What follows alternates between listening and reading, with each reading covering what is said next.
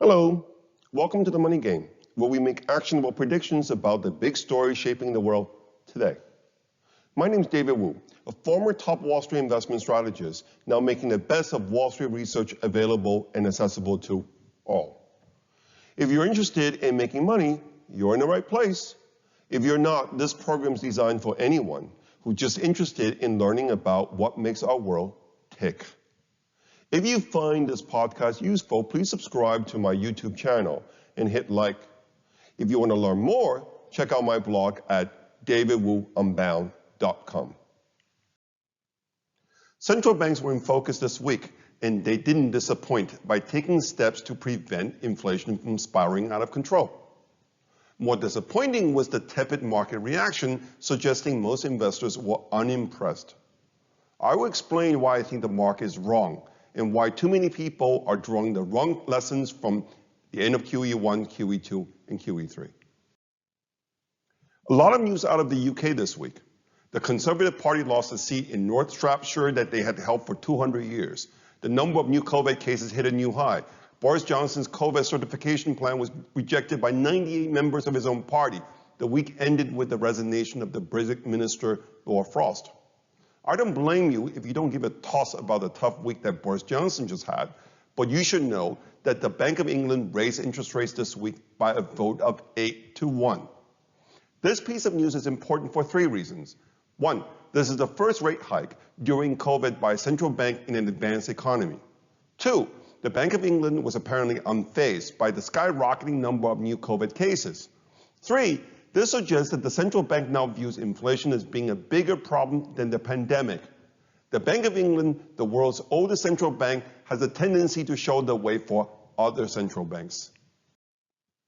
I want to say that we're on the cusp of a global interest rate hiking cycle, but the reality is that many central banks in developing countries have already gotten a head start. Indeed, over the past month, Brazil, Mexico, Russia, South Africa, and South Korea have all raised interest rates to combat surging inflation.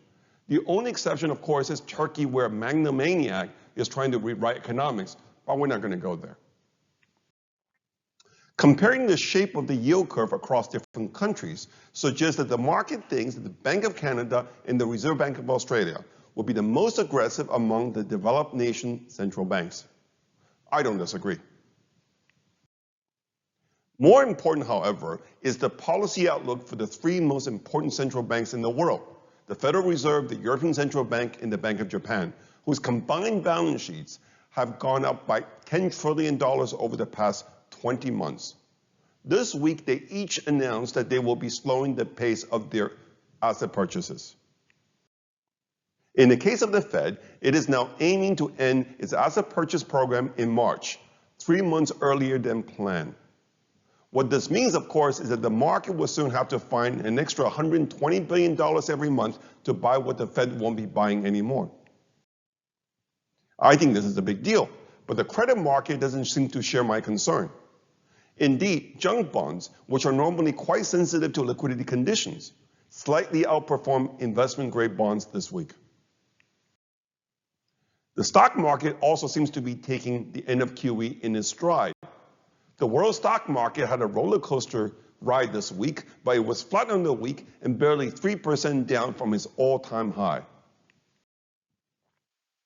Why is the market so relaxed about the start of a global interest rate hiking cycle?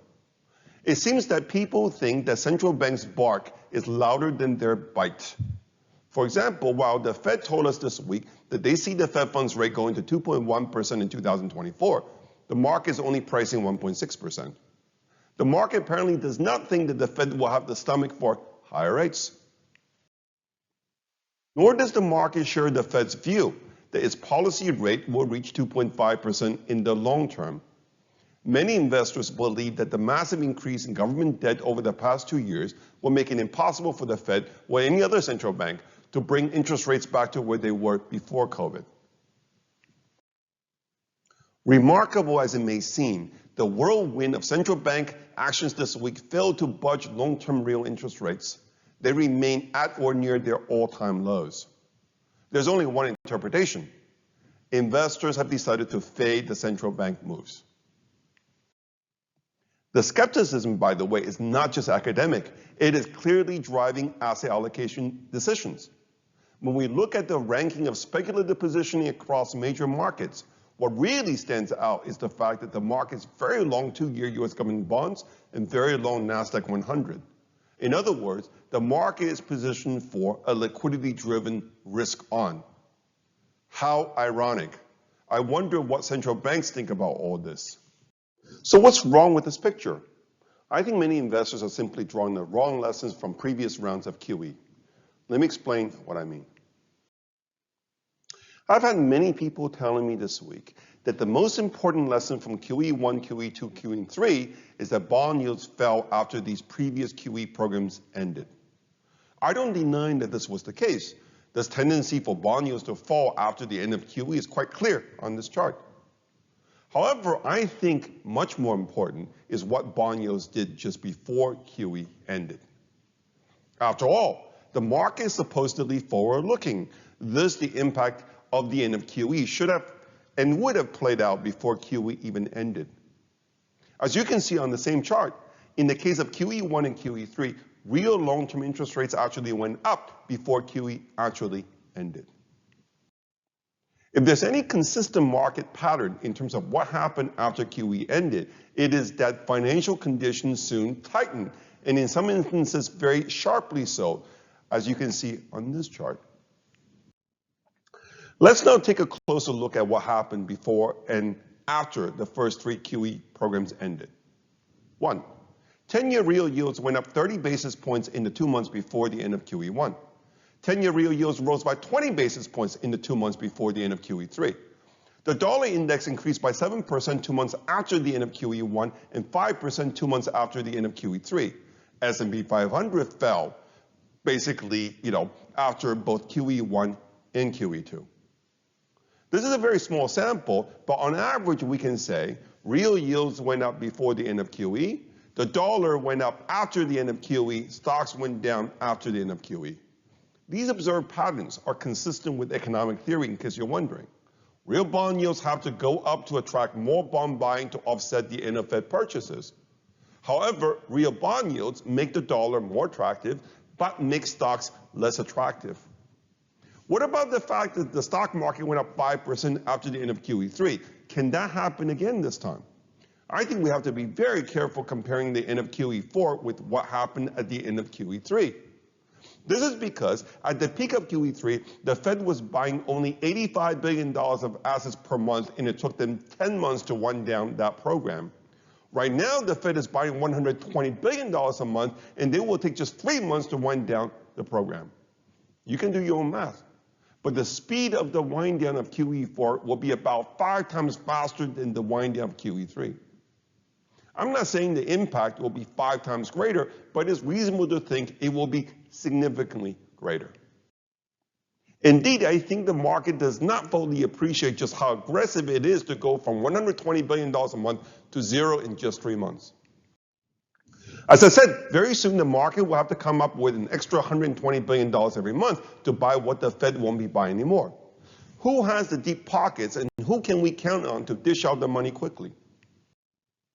I'm fairly certain that pension plans and insurance companies won't be able to replace the Fed. Over the past 10 years, the most debt securities they have ever bought in a single month is $50 billion. It is not the lack of will, they simply haven't got the firepower. What about foreigners? With the dollar's reserve currency status, the U.S. was always able to count on healthy appetite from abroad for funding the U.S. budget deficit. But what we can basically see on this chart is that foreign appetite for U.S. bonds has waned greatly over the past year. I'm sure foreigners could be persuaded to buy more, but they will need to be incentivized by higher real bond yields. What about American households? Can we count on average savers to step up to the plate? What this chart shows is that over the past 2 years, American savers have been moving money out of bonds into stocks, presumably because expected return on bonds are so low. Again, bonds have to become more attractive if American households were to be persuaded to park their money in them. All in all, the only way for the market to replace the Fed's bond purchases is for bond yields to go up. Unless, of course, stocks were to crash and investors pile back into bonds as a safe haven. In any case, this is why I continue to like higher real rates and higher US dollar. As for stocks, some pockets are definitely becoming more attractive, while at least less unattractive. However, I want to wait until at least there are clear signs of capitulation before I get involved. It might take a few weeks, but I'm not in a hurry, and I hope you're not either. And if you do have itchy fingers, you should simply follow the high-frequency trade recommendation from John Hopkinson, who is building a very nice track record. What about Omicron? I continue to be more wary about the policy response to Omicron than about the new COVID variant itself. The number of new cases in COVID's fifth wave is about to overtake that of the fourth wave at its peak. However, the number of new deaths is unchanged from 6 weeks ago, suggesting a collapse in the case mortality rate. The South African data continues to paint a reassuring picture. The fact that more than a month after the emergence of Omicron, the only COVID-related deaths are caused by Delta just tells you how mild Omicron is compared with Delta. This means we now have an opportunity to reach natural herd immunity safely and quickly. However, some countries like Germany and the Netherlands have decided to resort again to shut down to deal with the new wave. The million-dollar question right now is whether the Biden administration will follow their lead once Omicron begins to spread rapidly in the US. The fact that only 15% of Americans have received a booster shot means the majority of Americans are now without protection against the infection. Clearly, another shutdown in the US that takes the wind out of the economic recovery will delay the recovery in long-term real interest rates. The risk of shutdown will not do much good for my long ExxonMobil position that is in the red because of the new travel restrictions. However, because I do see Omicron as ultimately the light at the end of the tunnel, if ExxonMobil were to go down to $55 per share, I will double my position to lower my average cost. On that note, talk to you next week.